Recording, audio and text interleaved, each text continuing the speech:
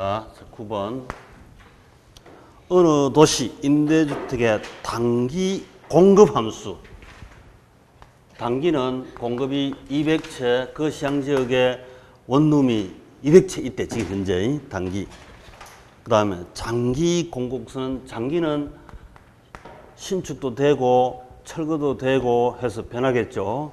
그 장기에는 공급 함수가 4P 마이너스 200 이렇게 바뀐답니다. 그 이 단기는 주어진 상태고 장기는 변화무상 함수에 따라서 수위함수. 자, 수위함수는 300 빼기 P다. 수위함수 장단기 동일합니다. 얘는 장기 단기 똑같아. 하나밖에 없고 공급곡수는 2개이다 이 말이지. 만일 정부가 임대주택의 호당 임대료가 월 80만 원 통제한다면, 자, 프라이스 컨트롤 가격 규제 통제액이 80만 원이라. 자, 우리 만자 뒤는 다 생략되어 있습니다. 그냥 80만 원 넣으면 됩니다. 이렇게 했을 때 임대주택 부족량이 단기 장기 각각 얼마이냐, 뒤에 괄호속은 안 읽어도 된다 이랬습니다.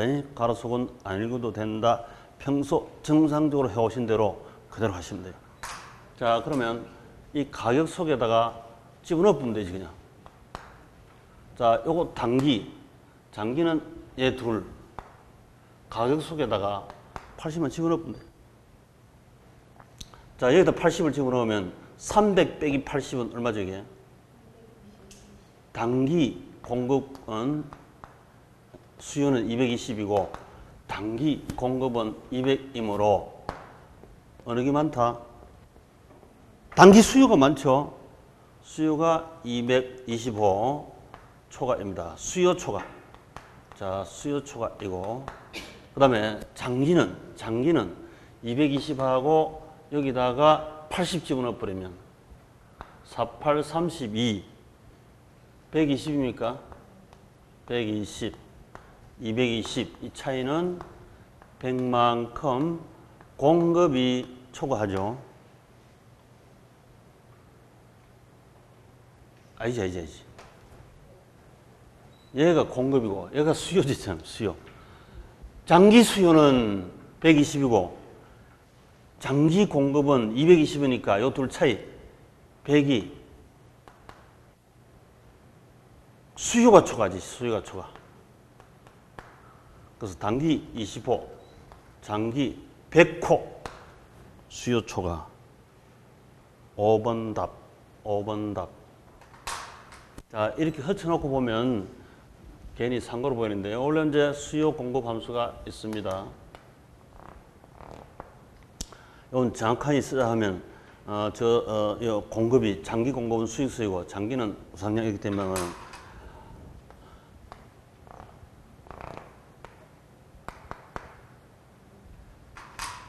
가격 통제이니까. 자, 가격 통제. 통제 가격은 원래 시장 균형 가격에서 통제는 주로 밑에서 통제하다 보면 여기다가 80 집어넣으면 수요, 여기다가 80 집어넣으면 공급. 요 차이가 이제 초과 수요 이렇게 되는데 초과 수요. 우리 임대료 규제 상한제 있죠? 그거 해당하는 겁니다. 임대료 규제 상한제. 그걸 함수식을 할 때는 이렇게 출제. 하여튼 P다가 집어넣어서 차이만 구하면 돼요. 차이만. 단기 차이 20, 장기 P에다가 80 집어넣어서 차이 100. 장기는 100, 단기는 20.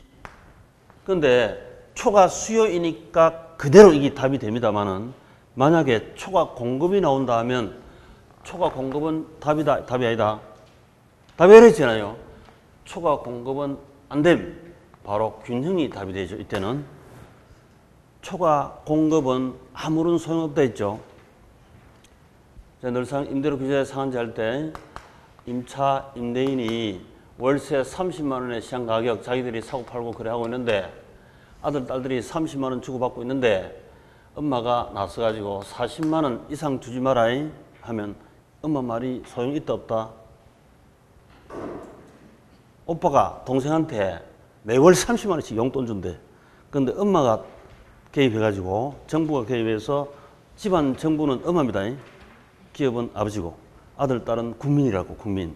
그러면 엄마가 괜히 개입해가 야 40만 원 이상 주고받지 마라 이렇게 얘기한대. 그럼 소용이 있다 없다? 아무런 소용 없죠. 40만 원 이상 주고받지 마라. 엄마 쓸데없는 소리 하고 있어. 우리는 30만 원에 그보다 낮은 주고받고 있거든. 그런데 20만 원 이상 주고받지 마라 하면 당장 영향을 받죠. 다음 달부터 당장 오빠가 20만 원 동생한테 줘야 된다고 이렇게. 이때 영향을 받는 것이고 균형가격 위에 통장일 때는 아무런 영향이 없다. 그렇죠? 이렇게 이론형으로도 우리가 출제가 많이 됐었고 계산형으로도 출제됐습니다. 이 함수 계산형도 초과 공급이 나오면 그게 답이 아니야. 답이 아니야. 아무런 소용없는 답이 없어. 균형이 답일 뿐이고 이거는 초과 수요가 나왔기 때문에 이게 답입니다. 뭔 말인지 이해가 잘 안 되시면 혹시 짝꿍한테 또 한번 확인하시기 바랍니다. 짝꿍 실력이 부쩍 증가해 있더라고요.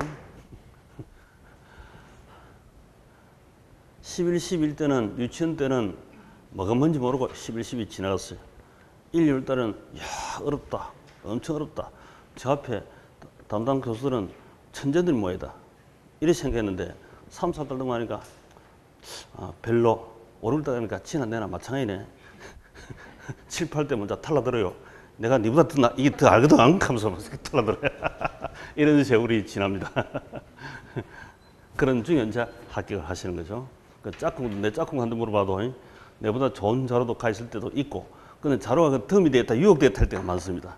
그대로 쭉 공격하는 게 제일 좋고, 그 자료가 시중에 별게 다 있거든요. 그래서 그 쓸데없는 자료를 이것저것 첨부하면 혼란만 초래할 뿐입니다.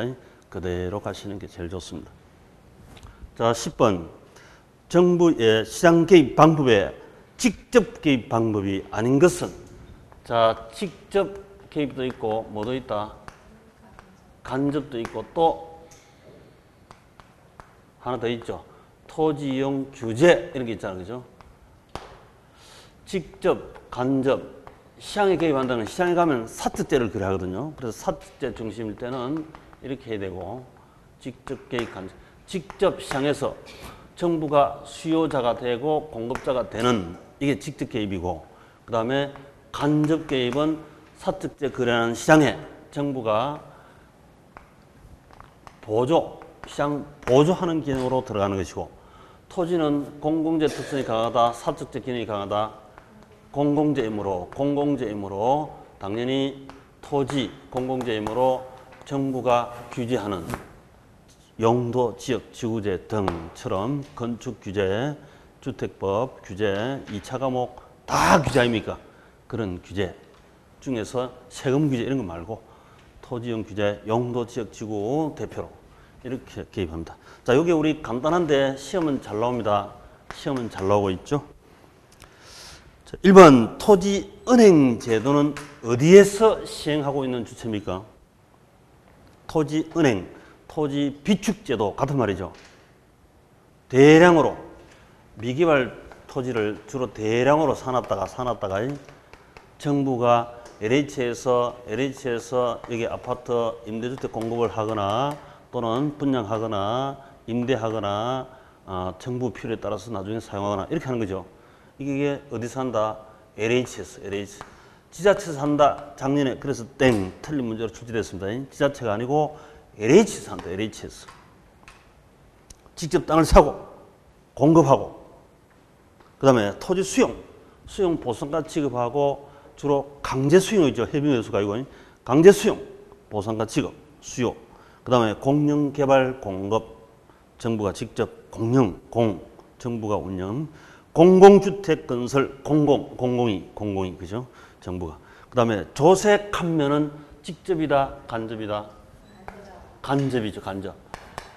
투기하면 중과세, 투자하면 경과세 등 바로 시장 보조 기능이다 이랬습니다. 그래서 5번이 답입니다.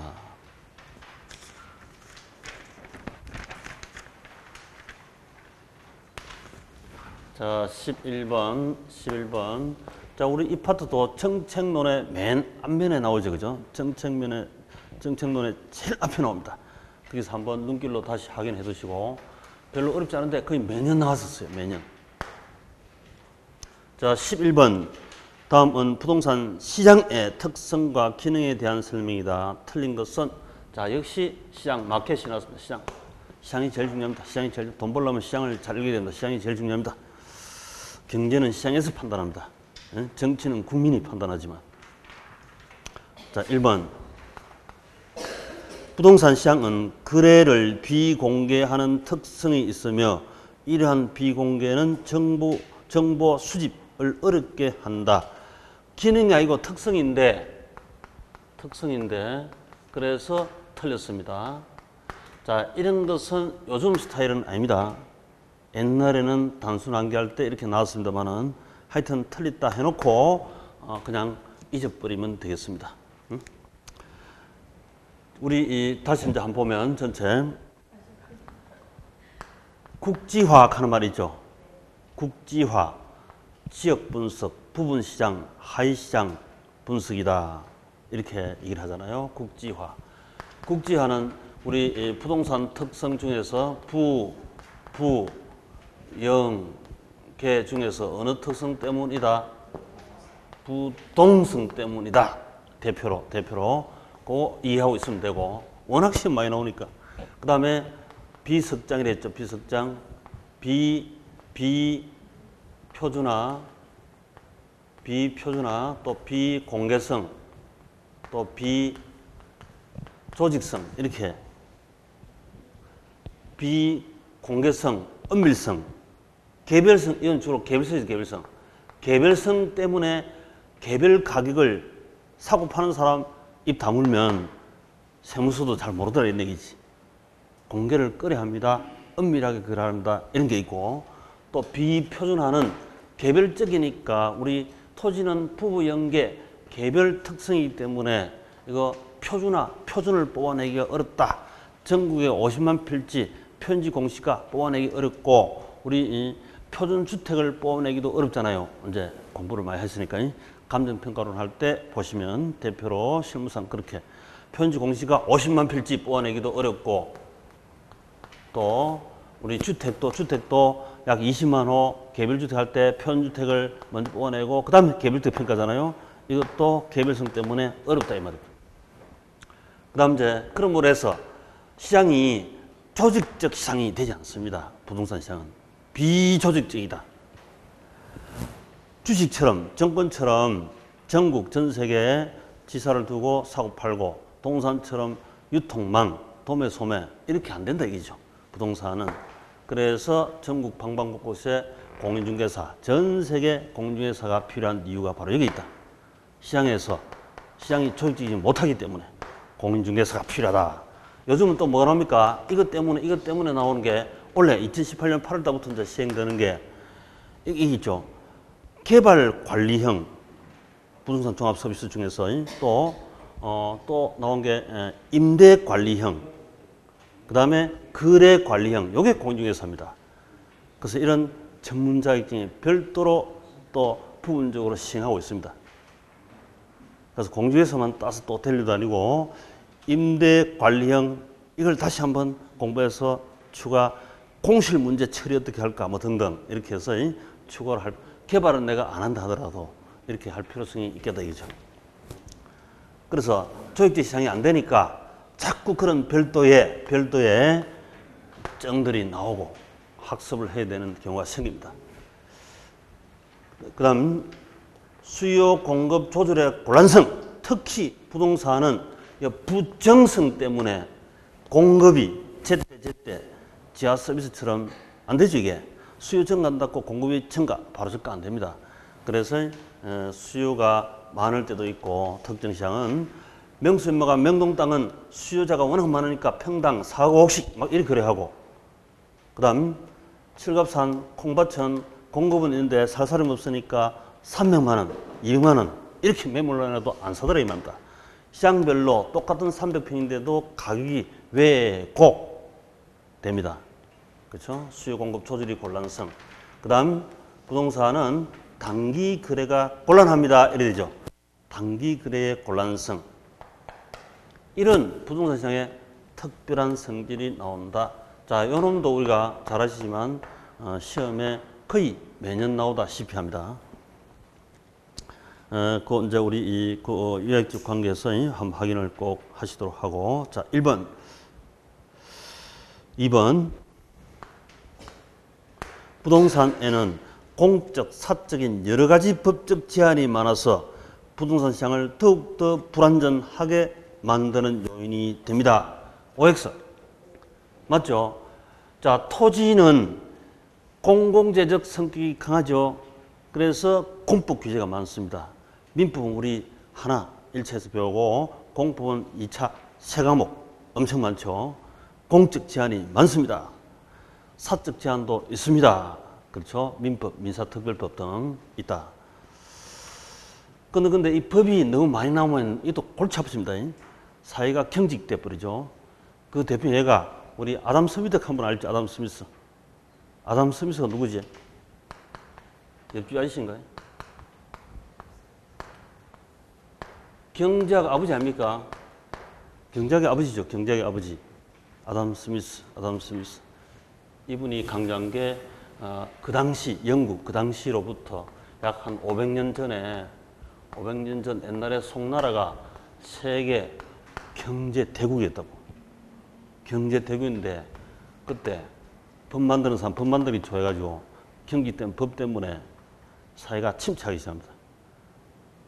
아담 스미스가 영국에서 경직되지 않은 법, 최소한의 법으로 자율화해서 그렇게 해서 영국 경제가 산업혁명을 겪으면서 급성장이 돼버리죠.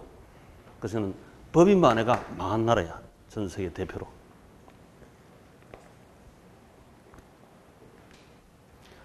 하여튼 기본적으로 있을 만큼, 적정하게 있을 만큼은 법도 있어야죠. 적정 공급돼야 된다. 법도 너무 과다 공급되면 사회가 침체되고 너무 적어도 무질서하게 될 수도 있고 적정한 공급이 돼야 한다. 이것도 사회 발전에 크게 영향을 줍니다. 그 다음 3번. 부동성, 내구성은 영속성, 또 다른 말, 개별성 등, 즉 부부 연계, 부동산 재특성으로 인하여 부동산 시장은 불안전성이 더욱더 나타납니다. 맞죠? 우리 완전 경쟁 시장은 머리, 효율성, 효율적이다, 효율적이 못하다, 효율적이 못해서 시장 실패하는 불안전 경쟁 시장은 부부 연계 때문에 더욱더 나타난다 했죠? 맞습니다. 그 다음 4번. 부동산은 고가품이기 때문에 단기 거래에 곤란합니다. 원활한 자금의 융통은 더 많은 공급자와 수요자를 시장에 참여하게 만든다. 이게 좋은 거네. 자, 그 말은 부동산은 이랬죠. 내 돈 1억, 2억 빌리가 3억짜리 아파트를 사려 합니다.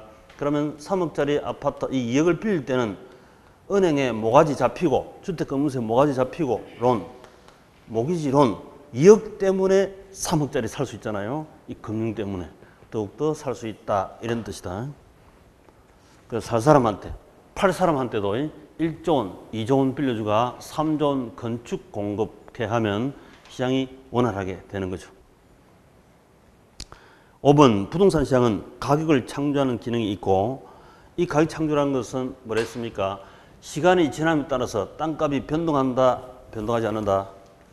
A라는 땅이 시간 지남에 따라서 변동하지, 이게 땅값이. 어제 땅값하고 오늘 땅값하고 다르고 내일 땅값하고 다르고 새로운 가격이 창조된다. 이 창조가 뭐 4차 산업혁명 창조가 아니라 시세가 그때그때 달라진다는 뜻입니다. 이게 맞습니다. 그 다음에 시장을 통해서 창조된 가격은 가격 변동 등의 원인으로 새로운 가격이, 어제 가격이 파괴되고 오늘 새로운 가격이 창조된다. 이런 말입니다. 맞습니다.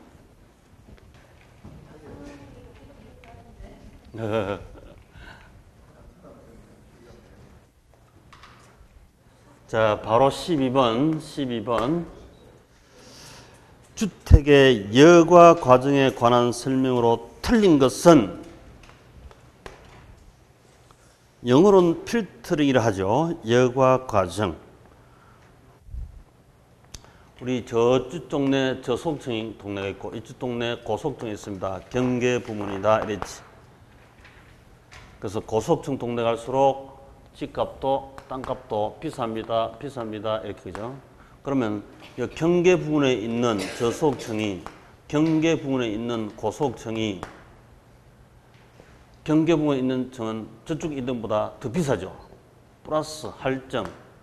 그다음 고소득층 동네도 경계 부문인 고소득동네는 할인 거래된다. 이렇게 해서 할인 거래는 피하려고 하고 할증 거래되는 플러스 외국과는 추구하려 하고 이런 과정에서 필터링이 생긴다 이랬죠. 필터링이.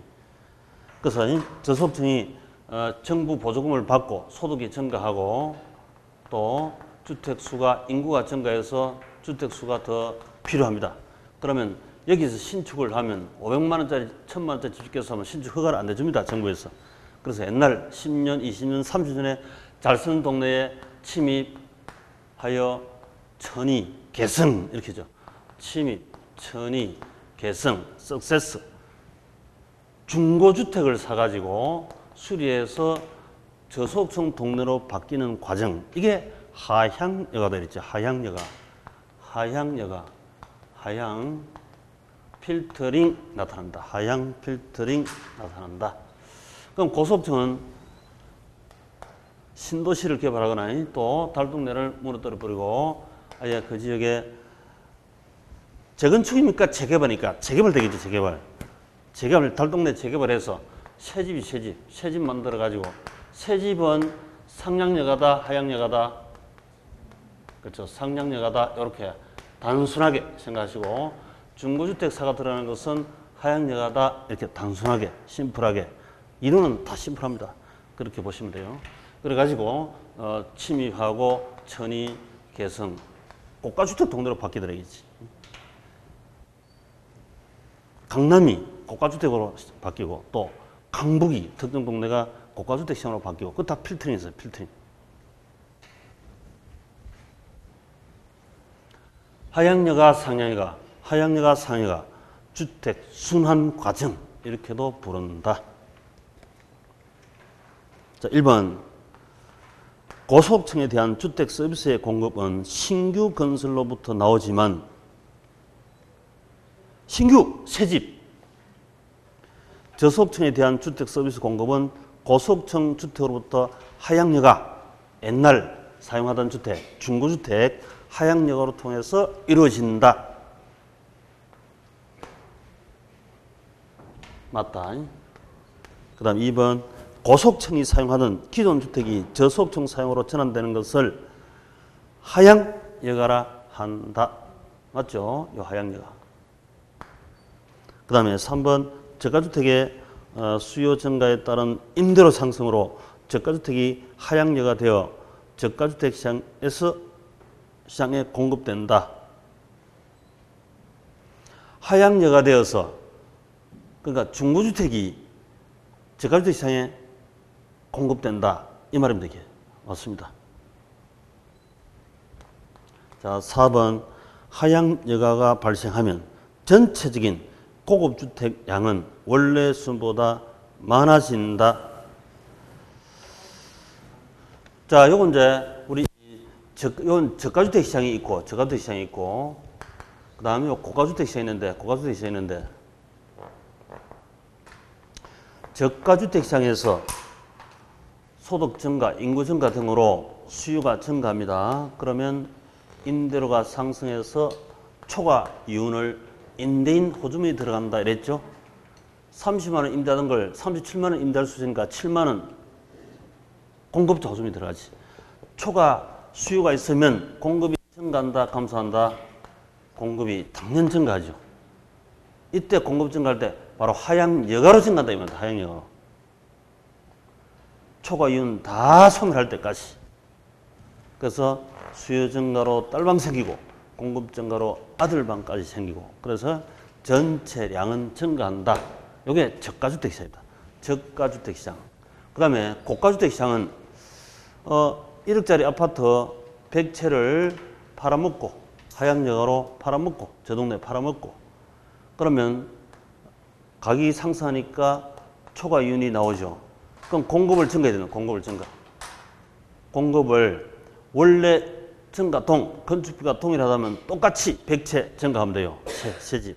그러면 다시 공급이 이렇게 증가하면 가격은 원시 초과 이윤 다 소멸할 때까지. 근데 공급비가 이게 1억 2천 들어가면 80채밖에 더 못 짓는 기라. 여기 1억 2천 이렇게 된다든지 9천만 원밖에 더 싸면 훨씬 많이 증가해서 9천만 원까지 가격 하락. 이렇게. 이게 이제 고가주택 시장입니다. 고가주택 시장. 그래서 하향여가가 발생하면 전체적인 고급 주택량은 원래 수준보다 많아지는 게 아니라 비용이 상승하면 적어지고 비용이 하락하면 많아지고 비용 분리비는 똑같고 이래 됩니다. 세 가지가 나옵니다. 세 가지. 일반적으로 비용 증가 산업이면 100채 팔고 80채밖에 증가 못했으니까 20채 감소하고 그 다음 생산 비용이 1억 똑같으면 100채 증가할 수 있고 생산비가 9천만 원밖에 안 들면 110채 공급 증가할 수 있습니다. 1억에 100채 팔아먹고 그거 가지고 110채 신축할 수 있다. 이런 세 가지 나올 수 있습니다. 그래서 고급 주택 원래 수준보다 일괄적으로 많아진다 이렇게 하면 안 되지. 많아질 수도 적어질 수도 있지.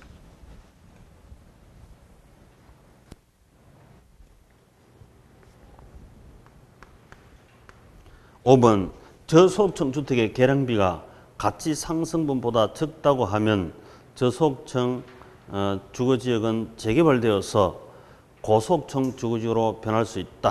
자, 여기에 다시 이제 넣어보면 저소득층 달동네 저소득층 달동네가 계량비 재개발할 때 재개발 비용이 가치 상승보다 적으면 그러면 재개발해야죠. 가치 상승이 더 크니까 가치 상승이 크다고 하면 신축하여 과거의 저소득층 주거지역은 달동네는 재개발되어서 고소득층 주거지역으로 변할 수 있다. 맞는 말이죠. 달동네 재개발한 겁니다. 맞습니다. 간간히 한번 시험씩 나옵니다. 간간히. 자, 13번. 지역 지구제에 대한 설명 중 옳지 않은 것은 이게 요즘 시험 많이 나오죠. 학교론에서도. 매년 나오다시피 하는데 지역 지구제. 영어로는 zoning 이렇게 하죠. 지역 지구제. 1번 지역 지구제는 서로 양립할 수 없는 도시를 분리하여 부의 애복가를 제거하거나 감소시켜서 사회의 자원 배분을 보다 효율성을 높이려고 하는 데 있다. 맞겠죠? 용도 지역지구제가 우리 부애복가 감소 제거에 있다. 이렇게 하죠. 개념상은 그렇습니다. 공법에는 그런 말 안 쓰지만 그죠? 우리 학교론에서는 그 뜻을 개념을 설명하는 곳이니까 맞습니다. 그 다음 2번 지역지구제의 실시와 아울러 주택의 신축을 제한한다면 장기적으로 다른 경쟁지역이 존재하는 한 주택가치는 가치의 변화는 없게 된다. 이게 자 우리 집 뒷뜰에 공예 공장이 있으면 집값 올라갑니까? 내려갑니까? 우리 집값을 내려가게 만들어줘. 부의 애복가 발생해서 부의 애복가. 그러면 이게 주거지역을 하든지 공업지역 하든지 결단을 내라 이렇게 하겠죠. 주거지역으로 되면 이제 이 공장이 언젠가 사라질 것이고 새로운 공장도 못 들을 때고 또 이사 나가거나 이렇게 할 겁니다. 그러면 이 주거지역 언작 쾌적성이 증가함으로 해서 수요 공급에서 당연히 수요가 증가한다, 감소한다. 이 집 사고자 하는 사람이 많아지는 거죠. 수요 증가. 이렇게 되면 1억짜리 아파트가 1억 2천 이렇게 상승하더라 이 말이죠. 그러면 2천만 원 초과 이유는 원래 살던 기존 공급자가 가져가겠죠. 그러면 기존 공급자는 초과 이윤 2천만 원 발생. 언젠가 이사 나가거나 사망하거나 그럼 새로 사가지고 들어온 사람 을이 있다. 다른 개발을 인근 지역에 그린벨트로 묶어놔 버리면 공급 증가가 없으면 초과 이윤을 사전적 독점, 갑이 가지고 갈 수 있고 을은 1억 2천 주고 사가지고 독점, 사후적 독점으로 산다. 경쟁 공급이 없으면. 근데 이건 자기가 1억 2천 주고 사가지고 1억 2천 주고 팔 거니까 정상이니까 문제가 안 되는데 바로 갑은 초과이윤 2천만 원 사전적 독점 이윤을 챙겨 먹고 튈 수가 있잖아요. 그러면 공평하다, 불공평하다? 불공평하다 하는 단점이 생깁니다. 그래서 우리가 늘상 하는 말이지만 공법의 장점은 뭐고 공법의 단점이 뭐다? 공법의 장점은 공평성, 형평성, 평등성, 공정성 이게 장점인데 막상 공법을 제정해 보면 불공평한 사람이 생긴다, 차별당한 사람이 생긴다 안 생긴다? 이런 사람들이 막 줄줄이 생긴다고요. 임대인을 도우면 임차인이 당하고 임차인을 도우면 임대인이 차별당하고 또 이런 용도 지역 주거지 당하면 이 공장도 서운하겠죠. 또 여기 일시 잡다가 여기 사전 독점, 사후 독점 이 사람은 득받는데 저 사람은 나는 뭐야 본전이네. 나는 초과이윤이 생기고 그래서 이 불공평한 단점이 막 생깁니다. 여기저기서. 그래서 학교는 전체적으로 이걸 보고 불공정함을 보고 형평성에 문제가 된다. 이렇게 언급을 하죠. 학교론에서는.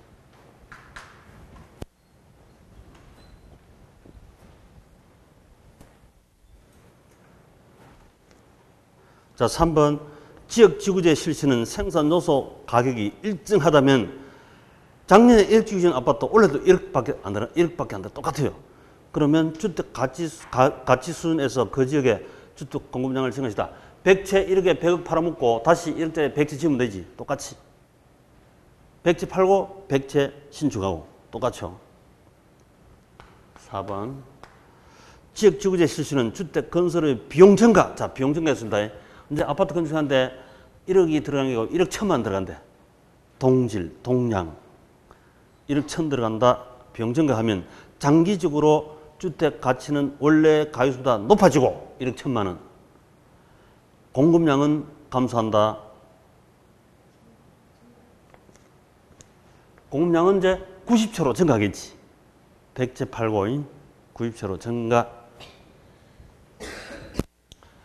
증가는 하되 비용이 증가하기 때문에 많이 증가는 못하죠. 적게 증가합니다. 그래서 일단 4번이 틀렸고 자 5번 지역지구제에 문제가 있는 것은 사후 독점이 아니라 뭐가 문제다? 사전적 독점 갑 초과이윤 먹튀 이게 불공평하다 하는 이게 사회적 문제가 된다 이랬죠. 자, 근데 우리 이제 이것도 우리 학교는 시험 나오지만 용도 지역 지구제 관련해서 다른 것도 많이 나오죠.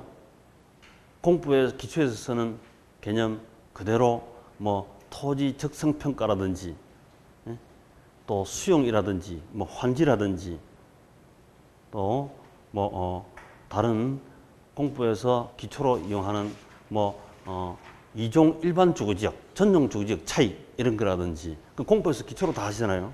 그게 우리 학교로는 섞어서 이렇게 분양가 상한제라든지 섞어서 이렇게 출제를 합니다. 그 우리 기출문제에서 이미 전에 검토를 해봤습니다. 거기서 보시면 돼요. 자, 14번. 다음은 아파트 수요에 대한 설명이다. 옳지 않은 것, 틀린 것 짜거라. 자, 1번. 아파트 가격 변화는 수요량의 변화로서 수요곡선 상의 점의 이동을 가져온다. OX. 자, 우하향하는 수요곡선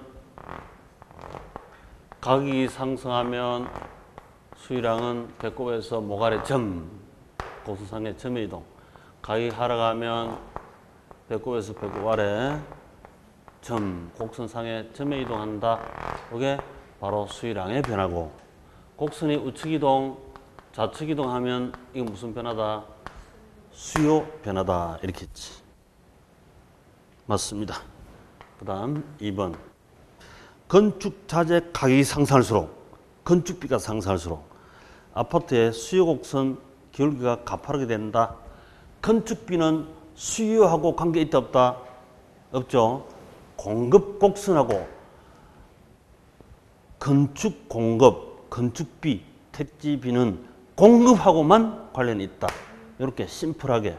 현실은 꼬리에 꼬리 물기 때문에 정답은 현실은 사실은 수에도 다 영향을 줍니다. 그런데 학문에서는 그러면 안 되니까 심플하게 탁 잘라버렸어 그냥. 그래야 답이 나와요. 수요하고는 전혀 영향이 없다 이 말이에요. 택지비, 건축비는 공급하고만 관계 있다. 여기서 딱 멈춰버려야 돼. 심플.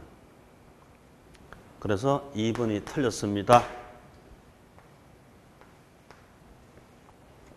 3번 아파트의 대체자가 많을수록 아파트 수요는 탄력적이다.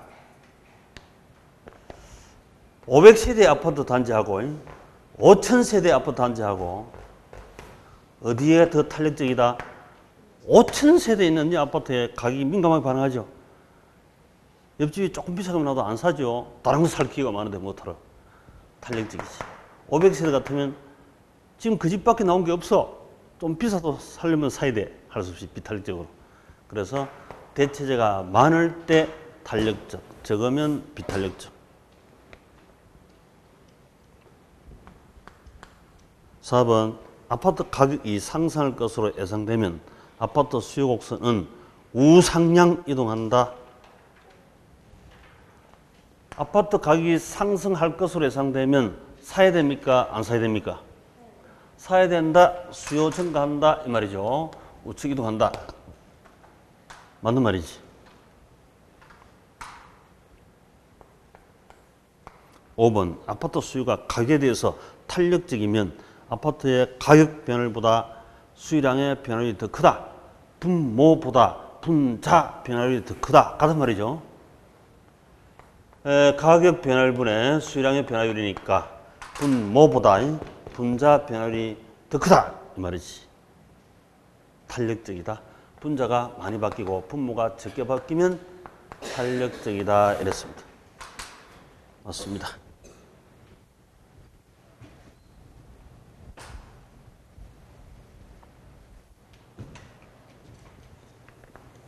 자, 수요 탄력성, 탄력성도 무조건 시험 나옵니다.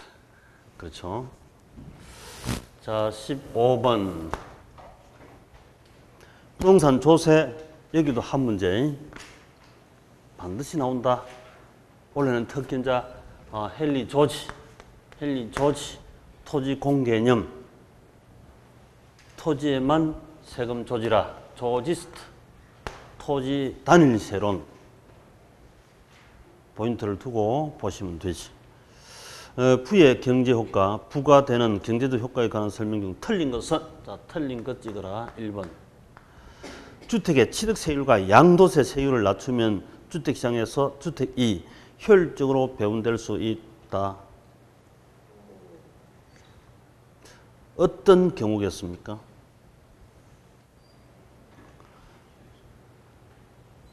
취득세를 낮추면, 양도세를 낮추면 이랬네. 높이더라도 효율적인 배분이 될 수 있습니다.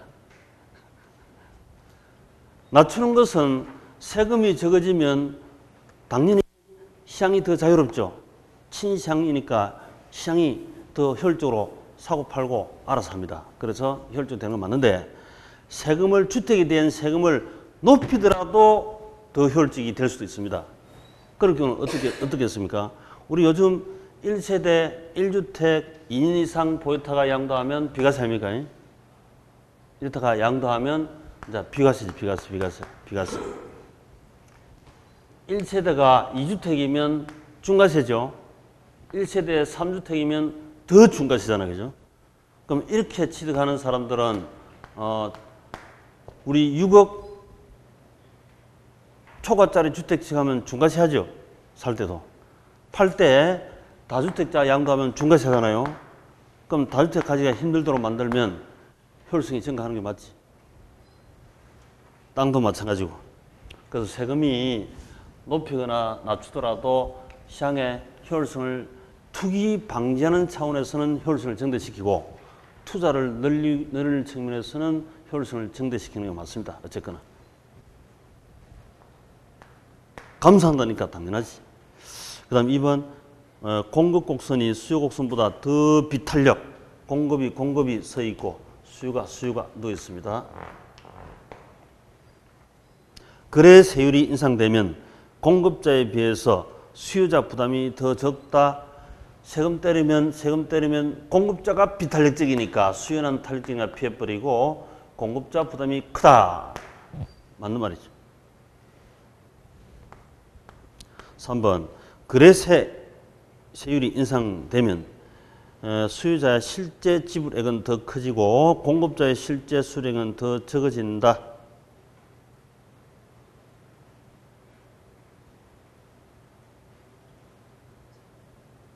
공급자의 실제 수령액은 더 적어진다.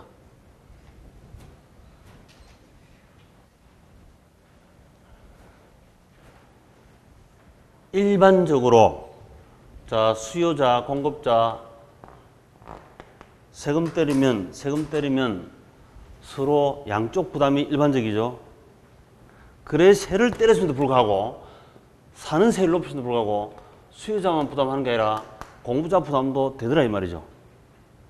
둘 다 탄력성에 따라서 차이는 나지만 수요가 탄력적이면 부담이 적고 수요가 비탄력적이면 부담이 크고 상대적 부담이니까 일반적으로 양쪽 부담되더라. 맞습니다. 일반적으로 맞습니다. 그 다음 4번 공급 곡선이 완전 비탄력 완비 토지 재산세를 높게 부과하면 자원 배분이 효율적인 세금이 될 수 있다. 자, 이게 바로 저 헨리 조지죠. 헨리 조지.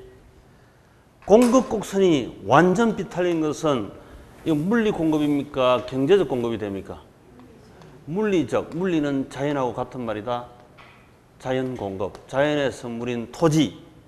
세금 때리면 이건 불로소득을 과세하는 거니까 조세 정의에 맞다. 그래서 비탄력, 완전 비탄력은 세금 때리면 100% 공급자가 부담해도 좋다 이 말이지. 우리 헨리 조지 원래는 또 반드시 시험 나온다 꼭 봐야 되겠습니다. 자, 그 다음 5번 공공임대주택의 대량 건설은 임대주택의 재산세가 임차인에게 더 많이 증가되게 하는 효과가 있다.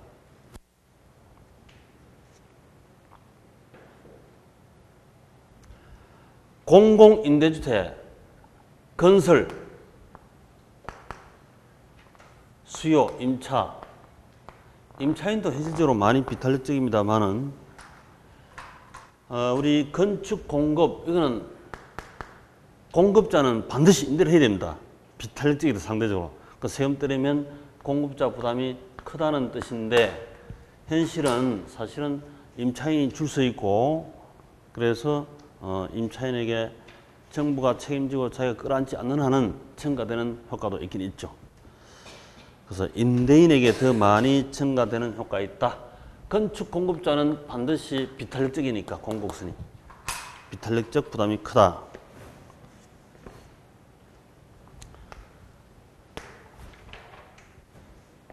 자, 헨리 조지의 포인트를 두고 같이 오지 쓴다니까 한 문장 또는 두 문장, 세 문장 헨리 조지 나오고 다른 거 섞어서 이렇게 나옵니다.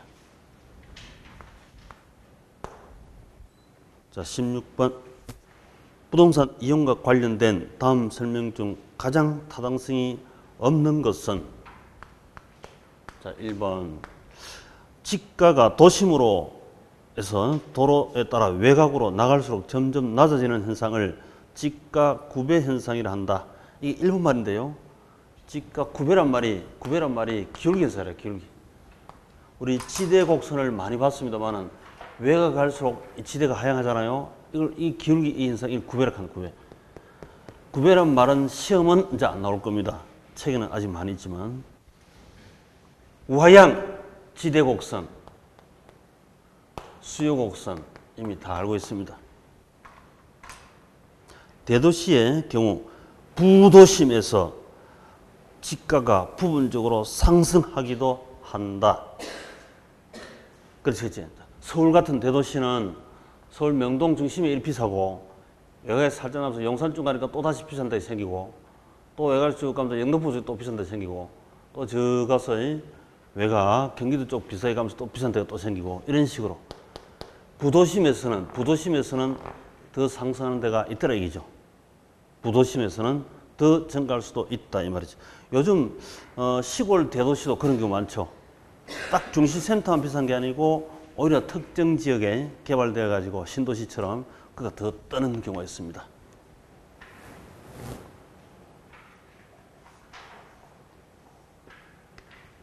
자, 2번 집약 한계란 총수익 땡 틀렸죠. 우리 집약 한계는 한계 수익과 한계 비용이 일치하는 점 집약 한계를 한다 이랬지. 그 이제 수요 공급선에서 바로 나타납니다. 자, 수요 공급. 우리 수요 공급을 투자론 쪽에 가면 한계 수익 체감 법칙, 한계 비용 최전 법칙으로 설명할 수 있고, 경제론에서도 그대로 언급합니다만은, 그래서 111층이 112층이 아니고 113층도 아니고 133층도 아닌 123층으로 건축한 이유가 한계 수익과 한계 비용이 일치하는 지역 한계, 잉여가 제일 많은 곳, 연극대점, 이보다 더 좋을 수 없다, 상한서이라 한다 이렇게 했지.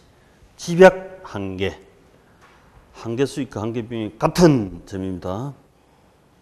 총 수익과 총 비용이 같은 점은 조방 한계죠. 조방 한계. 틀렸다. 어쩌다 한번 나옵니다. 자, 그 다음에 3번 스프롤 현상은 토지 채유효 이용 괴리됨으로써 일어나는 현상. 일반적으로 표준적 수준 이하의 지가, 땅값이 싸다. 맞습니다. 자, 벌써 혼자 스프롤 하는 용어만 봐도 스프롤은 누가 뛰는 모습을 했습니까? 개구리가 뛰는 모습. 개구리가 질서를 지키면서 뜁니까? 지 마음대로 물리사하게 뜁니까? 지 마음대로 물리사하게 뛸므로 해서 여기 개발해서 팔고 저쪽에 또 저가 땅 사가 개발을 팔고 물리수화되면 표준 지가 수준보다 낮다. 당연하겠죠. 한 5, 6년 안에 한 번씩 출제합니다. 자, 4번 한계 질환 특정 지점을 기준으로 한 택지 이용 채근이 아니고 채원방권으로서 농경지의 직계와는 무관하다. 맞습니다. 자, 우리 이 서울 땅이다. 서울 땅. 서울 땅이 높습니까? 구미 땅이 넓을까요?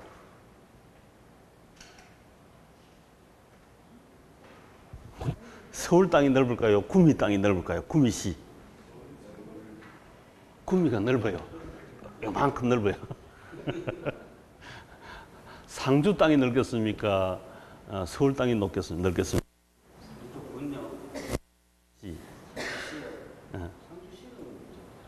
두 배 넓습니다. 두 배 조금 더 큽니다. 그렇죠? 인구는 어디가 많다? 큰 말이라고 해요. 그래서 각 지역에 우리 이 택지란 것은 알다시피 주거용, 상업용, 공업용, 건축, 대장이 존재하는 곳이죠. 대는 주상, 공장용지 장이잖아요. 대장이 있는 곳이 택지라, 택지. 주거용, 상업용, 공업용, 건축 가능한 땅 또는 건축되어 있는 땅. 그래서 채원방권, 제일 멀리 있는 이게 한계지.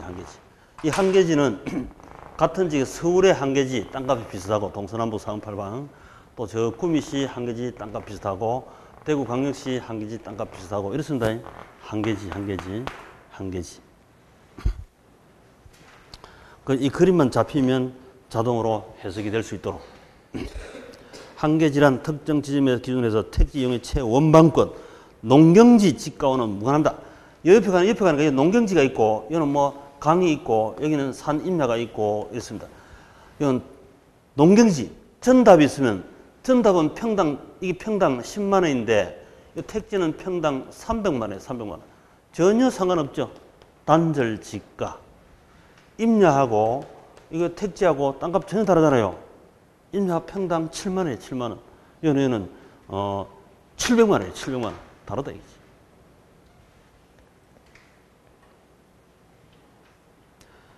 자, 그다음 5번. 자, 5번. 도시 회춘화 젊어졌습니다. 회춘화는 도심의 아파트가 고층화, 고급화됨에 따라 도심 거주하는 소득계층이 저소득층에서 중고소득층으로 유입, 대치되는 현상으로 이는 주택의 하향여가 가정과 대비되는 개념이라고 할 수 있겠다.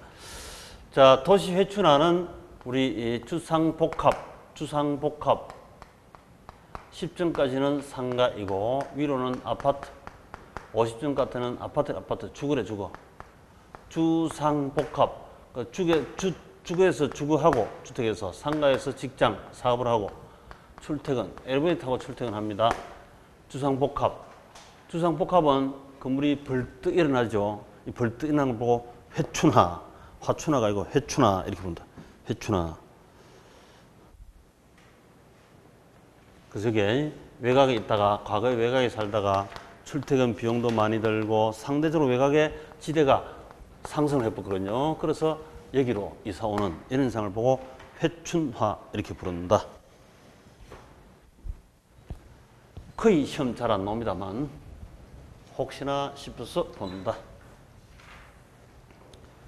자, 17번 건물 수명 사이클에 관한 각 단계 연결이 잘못된 것은 전 개발 단계, 그 다음에 이번에 신축 단계, 신축이 개발이죠. 신축 전, 그게 전 개발입니다. 땅만 있는 상태. 그 다음에 신축 단계, 그 다음에 이게 쭉 신축 성장, 또 성숙이 되면 안정 단계 되죠. 안정 단계. 그러다가 노후 단계, 넓다가 완전 폐기 사망합니다. 이 건물이. 전 개발 단계는 전문가 컨설팅이 많이 필요합니다. 여기다가 이 건물을 지도 신축해도 될지 안 될지 중대한 의사결정이죠. 그 다음에 신축 단계 유용성이 가장 높게 나타난다. 신축하면 새 건물이니까 물리적 내용수는 가장 길죠. 신축, 신생아, 물리적 내용수는 가장 깁니다. 그 다음에 안정 단계, 빌딩의 존속 기간 중 가장 장기간 나타납니다. 자, 안정 단계 되면 돈이 됩니다. 가장 경제성이 높은 단계이고, 그런데 이때는 그 밑에 개조, 수선 등 자본적 지출이 필요하다. 안정 단계 수술해야 돼. 수술. 우리 사람도 안정 단계 수술해야지 노후 단계에서 수술해버리면 칼 손대면 안 돼요.